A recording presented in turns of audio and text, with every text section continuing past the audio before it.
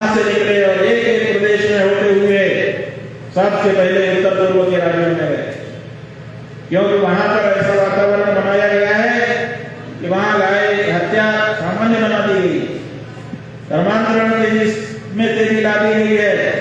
और जब भारत सरकार से कहा जाता है कि आप गौ माता को राष्ट्र माता के रूप में घोषित करिए, तो भारत की सरकार उनकी तरफ इशारा करती है, ये लोग नहीं मान रहे हैं। तो हमने सोचा कि वहां पहले चलना चाहिए। तो हम उत्तर पूर्व के राज्यों में गए। बंधुओं, वहां हालत ये हुई कि 8 राज्य हैं, 4 राज्यों में तो हम गए और जाकर के हमने ध्वजा स्थापित की, लेकिन बाकी के 4 राज्यों में हमको घुसना ही नहीं दिया। रोक लगा दी गई कि शंकराचार्य जी प्रदेश में प्रवेश नहीं कर सकते। बताइए, हम भी तो भारत के नागरिक हैं और भारत के नागरिक होने के नाते भारत के किसी भी प्रदेश में निर्बाध रूप से आने का, जाने का और एक धर्मगुरु के रूप में अपने धर्म का प्रचार प्रसार करने का हमको अधिकार है, संविधान के अनुसार अधिकार है। लेकिन हमारे संवैधानिक अधिकारों को भी लॉन्च किया गया और भारत की सरकार मौन नहीं। बंधुओं, हम किसी पार्टी के पक्षपाती भी नहीं है और विरोधी भी नहीं है, लेकिन जो वस्तु स्थिति है उसको बोलना भी पड़ता है। हमारा सबसे पहला विरोध नागालैंड में हुआ और किया किसने? सबसे पहला विरोध भारतीय जनता पार्टी ने। भारतीय जनता पार्टी के लेटर हेड पर वहां के प्रदेश अध्यक्ष के द्वारा कहा गया कि इनको नागालैंड में प्रवेश न करने दिया जाए, और ये भी उसी में लिख करके कहा गया, पत्र सार्वजनिक है, सबके पास हो सकता है, नहीं हो तो हम दे देंगे। उसमें कहा गया कि गाय को खाना हमारी संस्कृति है। ये हमने पढ़ा, हमको रोए खड़े हो गए, लेकिन जो वस्तु स्थिति है वो यही है। लेकिन हम गए और जा करके हमने वहां के एयरपोर्ट से बाहर तो नहीं जाने दिया, हमने एयरपोर्ट पर ही गौमती का ध्वज फहराया, सरकार ये फहरा रहे हैं और अपनी बात कहने का हमको अधिकार है और कहते रहेंगे। और अभी तो हमारी यात्रा है, प्रतिदिन नए नए प्रदेश में हमको जाना है, इसलिए हम जा रहे हैं। लेकिन यात्रा पूरी करने के बाद हम फिर आएंगे और हम फिर वहां पर जाएंगे।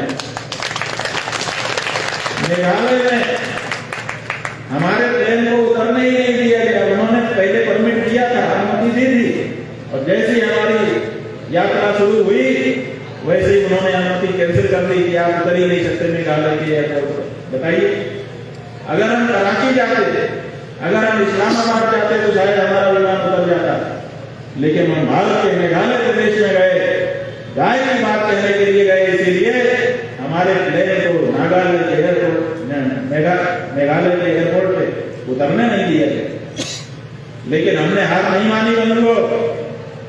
विमान को हम बादलों के बीच में ले गए और बादलों के बीच में ले जाकर के वीडियो के ऊपर हमने बादल दिखाए और हमने बताया कि बादल का ही संस्कृत में एक नाम मेघ है और वो बहुत सारे जहां पर हो उसी को कहा जाता है मेघालय। इस समय हम मेघालय में हैं, अपनी मेघालय में, और ये गौ प्रतिष्ठा ध्वज फहरा रहे हैं। और हमने ये भी कहा, धन्यवाद दिया वहां की सरकार को, वहां के लोगों को कि आपने हमको उतरने नहीं दिया। अगर हम आज आपकी धरती पे उतरते तो 20 फुट 25 फुट के नीचे ध्वज पर गौ ध्वजा फहराते। 21,000 फुट की ऊंचाई पर गौ प्रतिष्ठा ध्वज फहराने का मौका आपने दिया, इसके लिए हम आपको धन्यवाद करते हैं। और हमने वहां दो ध्वजा फहराई है और यात्रा पूरी होने के बाद फिर से हम मेघालय जाएंगे। हमको रोका नहीं जा सकता है। हमारे नागरिक अधिकार हैं और हमारे धार्मिक अधिकार भी है अपने धर्म का प्रचार करने का और अपने धर्म के सम्मत बात कहने का। तो ये जो चीजें हो रही हैं, ये किसी भी दशा में स्वीकार नहीं की जा सकती हैं। और अगर हम इनको स्वीकार करते गए तो पता नहीं क्या क्या स्वीकार करवाया जाए। कुछ लोग सामने आए सोशल मीडिया में, वो कहते हैं हमारे खाने पीने पे रोक लगाने का किसी को अधिकार नहीं है। हम तो खाना जो खाते हैं उस पर रोक लगाने का किसी को अधिकार नहीं। अरे भाई खाना खाने को कौन रोक रहा है, खाओ, आप स्वस्थ रहो, प्रसन्न रहो, तो हम भी चाहते हैं। लेकिन जिस चीज से किसी की आत्मा दुखती हो वो ही खाएंगे, ये जिद पकड़ करके बैठ जाओ, ये कैसे चल सकता है? आपके मुंह में नहीं है, आप गाली बोल सकते हो, कोई भी व्यक्ति बोल सकता है, लेकिन किसी को चोट पहुंचाने के लिए अपमानजनक भाषा बोलने का अधिकार अभिव्यक्ति की आजादी नहीं हो सकता। हमने पूछा, ये बताओ, अगर आप कहते हो कि खाने पर रोक नहीं लगाई जा सकती, हम तो जो खाना है खाएंगे, तो आप गाय की बात कर रहे हो।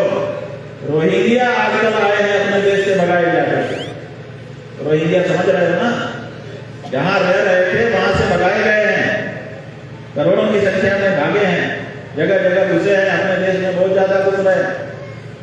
वो क्यों भगाए गए पता है? क्योंकि मनुष्य का मांस खाने लगे। और जब वहां के लोगों को पता चला कि ये मनुष्य का मांस खा रहे हैं तो डर गए और उन्होंने कहा कि भगाओ इनको, नहीं तो ये तो सबको खा जाए। तो अब रोहिंग्या आ जाए और वो कहें हम तो खाते रहे हैं मनुष्य का मांस, हम तो खाएंगे, और रांची के लोगों को पकड़ पकड़ के काट काट के खाने लगे और कहें ये तो हमारे खाने पीने की आजादी है, तो चलेगा क्या? ये नहीं चल सकता है। आप देखिए, भगवान श्री राम ने जब ताड़का का वध किया तो वाल्मीकि रामायण में प्रसंग आया है। लोग प्रश्न उठाते हैं कि भगवान श्री राम वीर पुरुष होकर के भी स्त्री को मारते हैं, स्त्री तो मारना नहीं चाहिए। तो वहां पर प्रश्न वही समाधान है कि वो स्त्री को नहीं मार रहे थे, वो आदमखोर को मार रहे थे। आज भी अगर बाघ को हम लोग टाइगर रिजर्व बना करके संरक्षित कर रहे हैं, लेकिन अगर वो आदमखोर हो जाए तो हमारे देश का मजिस्ट्रेट आदेश कर देता है कि शूट आउट करो। जिसका हम संरक्षण कर रहे हैं, अगर वो हमारा ही दुश्मन हो जाए तो उसको स्वीकार नहीं किया जा सकता है। इसीलिए जो ताड़का थी वो जहां पर रहती थी, पूरा जनपद उसने निर्जन बना दिया था, सबको खा गई थी। जो काशी के पास चुनार जनपद है, करूष उसको उस समय कहा जाता था, और सारा जनपद माने पूरा जिला, एक भी व्यक्ति बचा ही नहीं था। इसीलिए वो दूसरे के क्षेत्र में, बक्सर में जाकर के, विश्वामित्र जी का क्षेत्र बक्सर है, वहां जाकर के मनुष्यों को खाने लगी थी, तो आदमखोर हो गई थी। तो जैसे आदमखोर बागिन हो जाए तो उसको मजिस्ट्रेट शूट आउट करने का आदेश कर देगा। ऐसे ही राजा का पुत्र होने के नाते ऋषि विश्वामित्र के कहने पर गौ ब्राह्मण और जनता के हित के लिए भगवान श्री राम ने वध कर दिया था। इसलिए कोई ये ना कहे कि हमारे खाने की आजादी है, खाओ, खूब खाओ, अच्छी अच्छी चीज खाओ, स्वस्थ रहो, प्रसन्न रहो, लेकिन जिससे किसी को चोट लगती हो वो चीज खाने का आग्रह, यह आपका दुराग्रह है, इसको स्वीकार नहीं किया जा सकता। कुछ लोग कहने लगे वहां ईसाई बहुत हो गया है इलाका, 80% से ज्यादा ईसाई हो गए हैं, धर्मांतरण हो रहा है, बहला करके, मुसला करके, डरा के, धमका के भी हो रहा है। तो कुछ लोग वहां पे सोशल मीडिया में कहने लगे कि ये कैसी बात शंकराचार्य करता है, गाय तो पशु है, उसको माता कहना जन्म देने वाली माता का अपमान है, कैसे मदर हो सकती है, एक पशु मदर कैसे हो सकता है?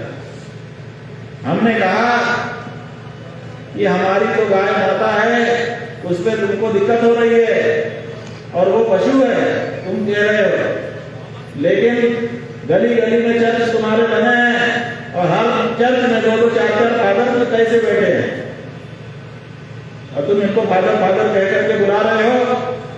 आखिर क्या तुम्हारे मां का अपमान नहीं हो रहा है? अगर मां के अपमान की बात कर रहे हो तो क्या किसी को भी जो भी मिल जाए सामने उसी को फादर कह के बुलाना मां का अपमान नहीं है? फालतू की बात करते हो। अरे माता जो है सम्मान में कहा जाता है, ये सम्मान सूचक शब्द है, हम लोग सम्मान की दृष्टि से कहते हैं। और दूसरे आप लोग भी जान लीजिए, ये माता हम लोग गाय को कहते क्यों हैं ये जान लीजिए। कुछ लोग कहते हैं कि उसने दूध पिलाया है इसीलिए माता है, तो दूध तो बकरी भी पिलाती है, बहुत लोग बकरी का दूध पी के ही बड़े हुए हो, लेकिन बकरी माता शब्द सुना है कभी? भैंस भी दूध पिलाती है, भैंस माता सुना है? कहीं कहीं ऊँटनी का दूध पी के बच्चे बड़े हो जाते हैं, ऊँटनी माता सुना है? केवल गाय माता सुना। दूसरे,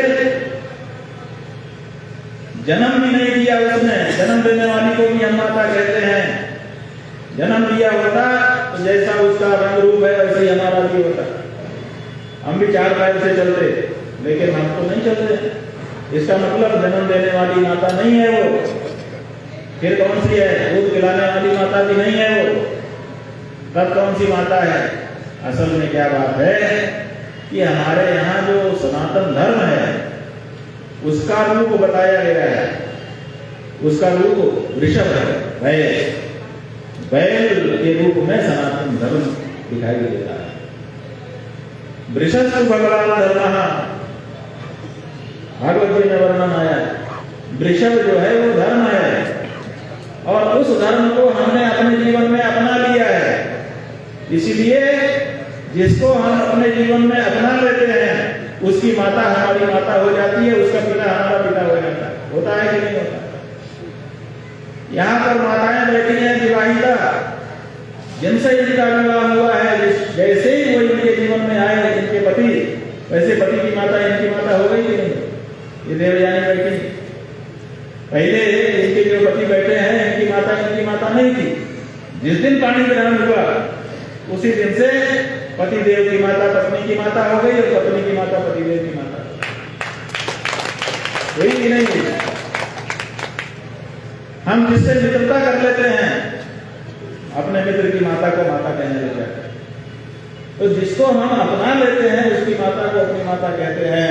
धर्म को हमने अपना लिया है अपने जीवन में, इसलिए धर्म की जो माता है वो हमारी माता है। गाय माता हम इसलिए कहते हैं। इसीलिए हमारा नारा है, गोपाल जी महाराज ने बनाया है, सत्य धर्म का नाता है, गाय हमारी माता है। कौन सा नाता है? सत्य धर्म, सनातन धर्म का। सत्य धर्म का नाता है, गाय हमारी माता है। सत्य धर्म का नाता है, गाय हमारी माता है। ये आज से जान गए आप लोग कि गाय आपकी माता क्यों है? दूध पिलाने के कारण नहीं। गाय आपकी माता इसलिए है कि जिस सत्य सनातन धर्म को आपने स्वीकार किया है वो उसकी माता है, इसीलिए आपकी भी माता है। तो हमारा सत्य धर्म का नाता है, गाय हमारी माता है। और उस गाय माता का सम्मान किसी भी दशा में कम हो, खंडित हो, यह हम कैसे स्वीकार कर सकते हैं? ये संभव ही नहीं है। इसलिए उसके प्राणों की प्रतिष्ठा के लिए, उसके प्राणों की रक्षा और उसकी प्रतिष्ठा की रक्षा दोनों हमारा कर्तव्य है। हमको